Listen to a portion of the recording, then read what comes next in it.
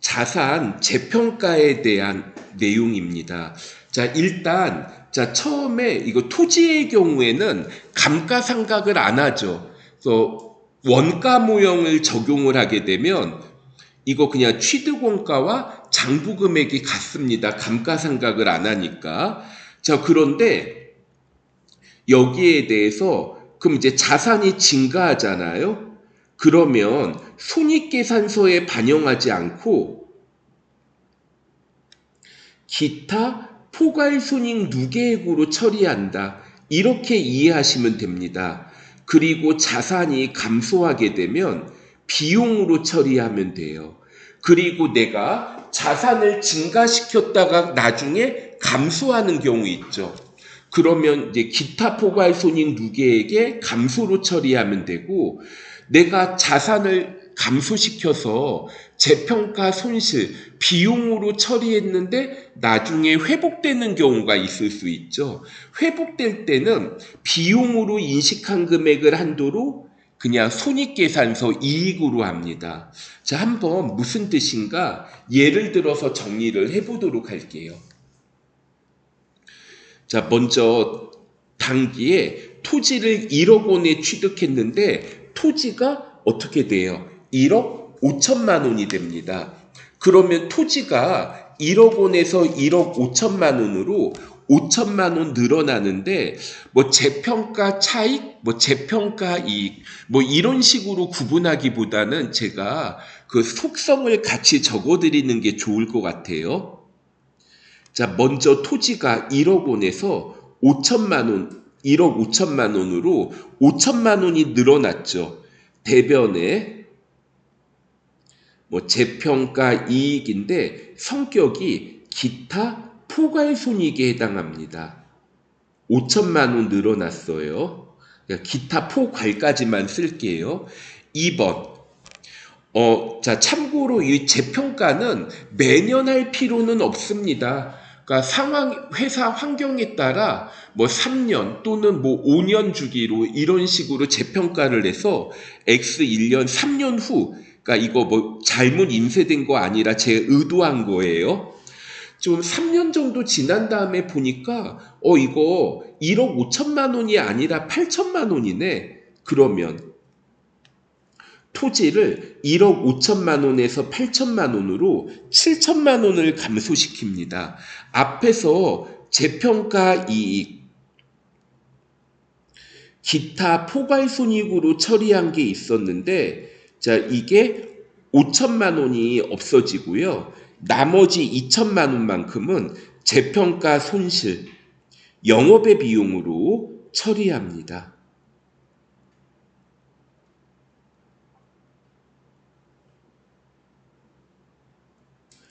그리고 자, 만약에 자, 이거를 갖다가 나중에 뭐 그 다음에 토지를 재평가를 한 번 더 하는데 예를 들어 1억 1천만 원이 됐다. 아, 잠깐만요. 제가 2천만 원으로 써야 차변 대변 합계가 일치하겠죠.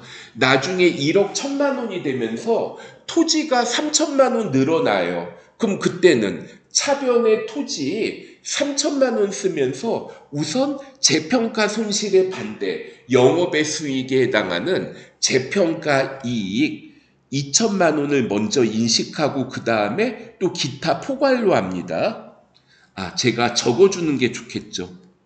자, 여기 책에는 없지만, 자, 나중에 뭐 2000X 7년쯤에 토지를 예를 들어 1억 1천만 원으로 재평가.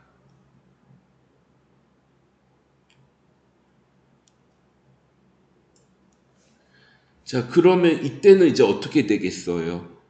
차변에 토지가 8천만 원에서 1억 1천만 원으로 3천만 원 증가하고, 그 다음에 자, 재평가 이익, 자, 영업의 수익에 해당하는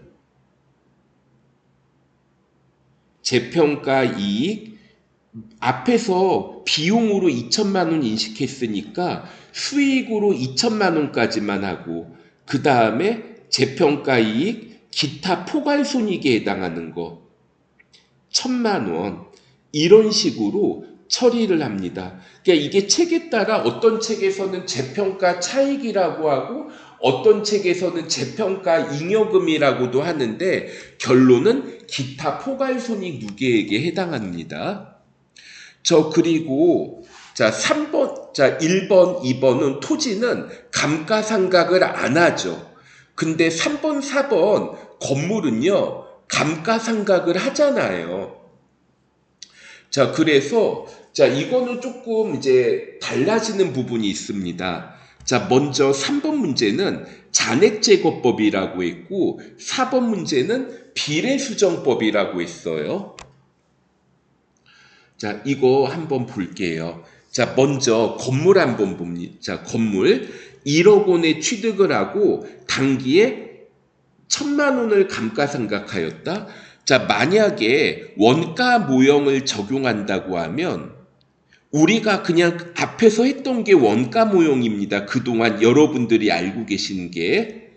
그래서 유형 자산을 이렇게 평가할 때 원가 모형과 재평가 모형을 중에 하나를 선택을 해서 사용하는데 만약에 내가 원가 모형을 사용한다면 차변에 자, 건물 1억 원, 그리고 대변에 감가상각 누계액 잔액 1,000만 원, 그래서 장부 금액이 9천만 원이겠죠. 자, 장부 금액이 9천만 원인데, 자, 이거를 1억 8천만 원으로 재평가를 하겠다는 거죠. 1억 8천만 원으로 재평가. 그러면 자, 잔액제거법이라고 하면 자, 이거 건물 자, 이거 재무상태표에는 건물 1억 8천만 원이 되도록 하겠다는 거예요. 자, 그러면 자, 어떻게 하면 될까요? 건물 1억 8천만 원만 남게 하고 싶어요. 건물 1억 원 있잖아요. 8천만 원 늘어나면 건물 금액이 1억 8천만 원이 되죠. 감가상각 누계액 없애버릴 거예요. 자, 차변에 건물 8천만 원, 감가상각 누계액 1억 원, 그리고 대변에 재평가 이익, 재평가 차익, 아무튼 이런 식으로 사용하는데 기타 포괄손익 누계액에 해당합니다. 9천만 원.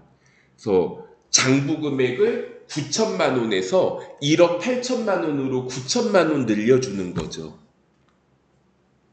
자, 이런 식으로 하는 게 잔액제거법이에요. 감가상각 누계액 같은 것까지 건드리면서 재평가를 하죠.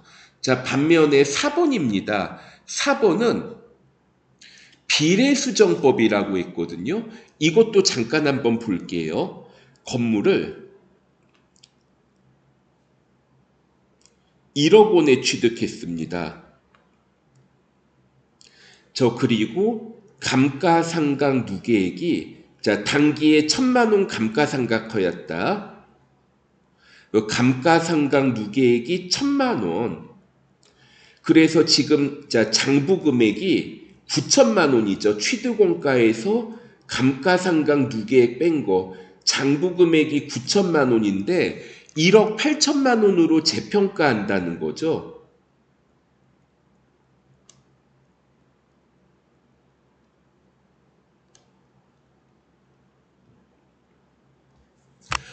그럼 잠깐만. 어떻게 되죠? 9천만 원에서 1억 8천만 원으로 2배가 되는 거죠. 그러면 자, 이거 그냥 건물도 금액 곱하기 2 하고요. 감가상각 누계액도 그냥 2를 곱해 볼게요. 그럼 2억 원 빼기 2천만 원에 하면 1억 8천만 원 되죠. 그래서 2배씩 늘려주는 거예요. 자, 건물. 자, 건물을 그러면 1억 원. 자, 감가상각 누계액도 2배로 늘릴 거예요. 대변에 1,000만 원을 더 써줄게요. 그리고 나서 자, 재평가 차익. 자, 이것도 성격이 마찬가지로 기타 포괄손익 누계액에 해당합니다. 9천만 원. 이렇게 이제 회계 처리하는 게 이제 비례수정법이에요.